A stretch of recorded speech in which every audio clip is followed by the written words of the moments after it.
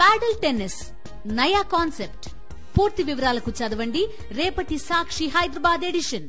Shamshabad airport కు bomb బెదిరింపు call అలజడి సృష్టించింది. హైదరాబాద్ నుంచి డాన్ ముయాంగ్ బ్యాంకాక్ వెళ్లే విమానాలకు బాంబు బెదిరింపు కాల్స్ వచ్చాయి. దాంతో అప్రమత్తమైన అధికారులు తనిఖీలు నిర్వహించారు. 187 మంది ప్రయాణికుల వివరాలు సేకరించి వారి లగేజీలు తనిఖీలు చేశారు పోలీసులు. అనంతరం ప్రయాణికులను టెర్మినల్కు తరలించారు. తనిఖీలు చేసిన బాంబు బయటపడకపోవడంతో వచ్చింది ఫేక్ కాల్గా నిర్ధారించారు. ఫేక్ కాల్ ఎక్కడి నుంచి వచ్చిందనే కోణంలో దర్యాప్తు చేపట్టారు పోలీసులు.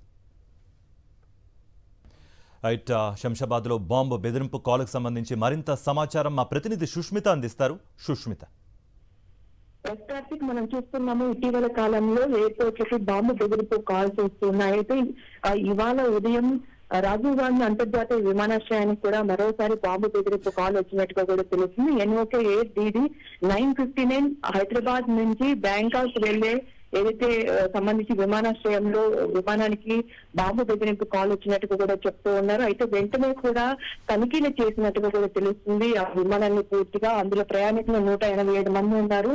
స్టాఫ్ తో కలిపి మొత్తం అందరి డీటెయిల్స్ కూడా తీసుకొని పూర్తిగా విమానాన్ని చెక్ చేసిన అనంతరం కూడా వారందరినీ కూడా దానికి సంబంధించిన ఏవైతే లగేజీలు ఉంటాయో వాటన్నిటి కూడా ఆఫ్లోడ్ చేశారు. వాటన్నిటిని చెక్ చేసిన అనంతరం కూడా మళ్ళీ తర్వాత విమానాశ్రయానికి సో అది ఫేక్ కాల్ గుర్తించిన అనంతరం కూడా అన్లోడ్ చేసినట్టు కూడా చెప్తున్నారు. సో పూర్తిగా ఇది ఫేక్ కాల్ గా గుర్తించారు. అది ఎవరు కాల్ చేశారు ఏంటి అన్న కోణంలో అయితే ఇన్వెస్టిగేషన్ అయితే సాగుతూ ఉంది.